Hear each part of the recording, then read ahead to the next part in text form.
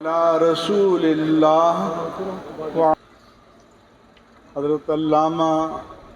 صاحبزادہ مفتی عبید جان نعیمی زید مجدہم اور حضرت صاحبزادہ علامہ حامد جان نعیمی زید مجدہم اور ان کے مفتی محمد جان نعیمی صاحب دامت برکاتہم کی بارگاہ میں ہدیہ تبریک پیش کرتے ہوئے اس محفل میں موجود تمام اکابر اجلہ افاضل علماء کرام مشائخ اعظام، ہم کراچی والے تو میزبان ہیں، خاص طور پر جو کراچی سے باہر کے بزرگ ہمارے تشریف لائے ہیں، ان سب کی تشریفات و تکریمات کے بعد تمام علماء کرام، مشائخ اعظام، معززین کرام، سب سے پہلے تو میں حضرت قبلہ مفتی محمد جان نعیمی دامت برکاتہم کو دلی مبارکباد پیش کرتا ہوں کہ اللہ تبارک و تعالی نے انہیں لائق و فائق اور قابل صاحبزادگان کی دولت سے اور نعمت سے نوازا اور اولاد کے لیے خیر و برکت کی دعائیں کرنا، خواہشات کرنا، یہ انبیاء کرام کی سنت ہے۔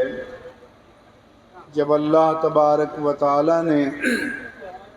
حضرت ابراہیم علیہ السلام کو فرمایا کہ انی جاعلک للناس اماما، کہ اے ابراہیم میں تمہیں عالم انسانیت کا امام، مقتدا اور پیشوا بنا رہا ہوں، تو انہوں نے سب سے پہلے جو اللہ کی بارگاہ میں التجا کی وہ یہ تھی کہ ومن ذریتی، کہ میری اولاد کو بھی یہ شرف، یہ انعام، یہ اعزاز نصیب ہو، یہ اسرہ علمیہ خوش نصیب ہے کہ حضرت مفتی اعظم سندھ حضرت علامہ مفتی محمد عبداللہ جان نعیمی رحمہ اللہ تعالی خود بھی اہل سنت و جماعت کے مایہ ناز عالم تھے، فقیہ تھے، مفتی تھے اور صاحب ورع و تقوی تھے، پر ان کے صاحبزادگان اور خاص طور پر صاحبزادہ علامہ مفتی محمد جان نعیمی ان کے نسبی وارث بھی بنے اور نسبی وارث بھی بنے، اور اب ان کی تیسری نسل جو ہے وہ اس وراثت کو آگے بڑھا رہی ہے اور عالم اسلام کی قدیم درسگاہ الجامعۃ الازہر الشریف سے یہ ایم فل کی ڈگری حاصل کر کے اور شہادہ کے اس مرتبے پر فائز ہو کر اپنے والدین کریمین کے لیے خوشی کا باعث بنے ہیں، اور میری دعا ہے کہ یہ سعادت ان کے آنے والی نسلوں میں جاری و ساری رہے۔ یہ بھی رسول اللہ صلی اللہ علیہ وآلہ وسلم کی سنت جلیلہ ہے کہ آپ کوئی بھی نمایاں کارنامہ انجام دینے پر صحابہ کرام کی تحسین فرمایا کرتے تھے۔ چنانچہ جب غزوہ تبوک جسے جیش العسرہ کہا جاتا ہے، اس میں حضرت عثمان رضی اللہ تعالی عنہ نے پہلی اپیل پر فرمایا کہ لیمئۃ ابل ما احلاسها واقطابها، یا رسول اللہ صلی اللہ علیہ وسلم، میں ساز و سامان سے لدے ہوئے 100 اونٹ پیش کرتا ہوں۔ دوسری اپیل پر مزید 100 اونٹ پیش کیے، اور تیسری اپیل پر پھر وہ آگے بڑھے اور عرض کی کہ لیا ثلاثۃ مئہ ابل ما احلاسها واقطابها، کہ یا رسول اللہ صلی اللہ علیہ وسلم، میں ساز و سامان سے لدے ہوئے 300 اونٹ پیش کرتا ہوں۔ تو اللہ کے رسول نے فرمایا تھا کہ ما علی عثمان ما عمل بعد، ما ضر عثمان ما عمل بعد، آج کے بعد عثمان کوئی بھی نیکی نہ کریں تو یہ نیکی ہی ان کی نجات کے لیے کافی ہے۔ ظاہر ہے کہ جس کو اللہ کے رسول نجات کی ضمانت دے دیں، انہوں نے آگے اس سے بھی بڑی نیکیاں کرنی تھیں۔ پھر اللہ تعالیٰ کی بھی سنت جلیلہ ہے کہ اپنے محبوب بندوں کی شان بیان فرماتا ہے۔ سورہ فرقان کا آخری رکوع سب عباد الرحمن کی توصیف پر مشتمل ہے۔ ان المتقین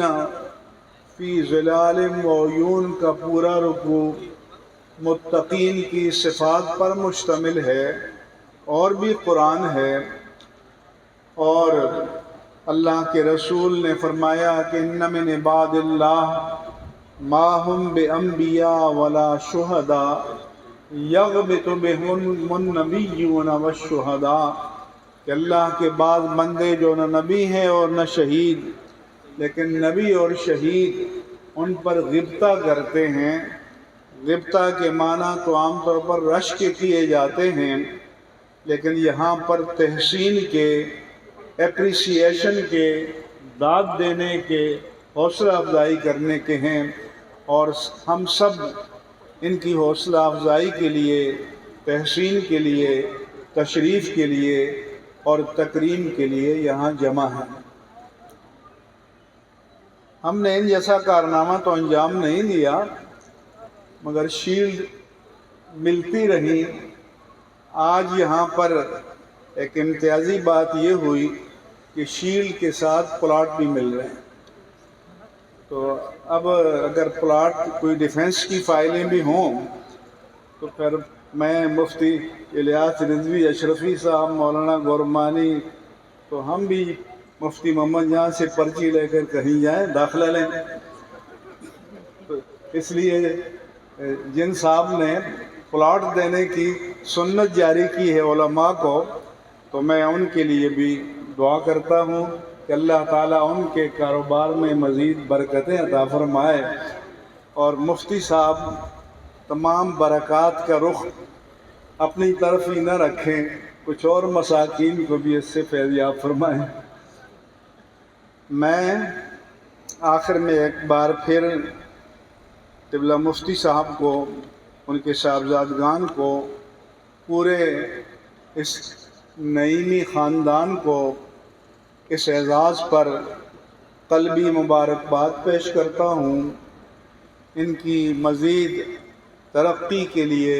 برکات کے لیے، سعادات کے لیے، نعم کے لیے اللہ تعالیٰ کے حضور دعا کرتا ہوں اور خود اللہ تعالیٰ کا وعدہ بھی ہے کہ انہوں نے تقریب تشکر نعمت باری تعالیٰ اس کا عنوان رکھا ہے، تو اللہ کا وعدہ ہے وَلَئِن شَكَرْتُمْ لَأَزِيدَنَّكُمْ، اگر تم میری نعمتوں کا شکر ادا کرو گے تو میں اور نعمتوں کا فیضان تم پر فرماؤں گا۔ تو میری دعا ہے کہ علمی فیضان بھی ہوتا رہے اور پلاٹوں کا فیضان بھی مفتی صاحب اور ان کے خاندان پر جاری و ساری رہے۔ ایک بار پھر مبارکباد پیش کر کے اجازت چاہتا ہوں، وَمَا عَلَيَّ إِلَّا الْبَلَاغُ۔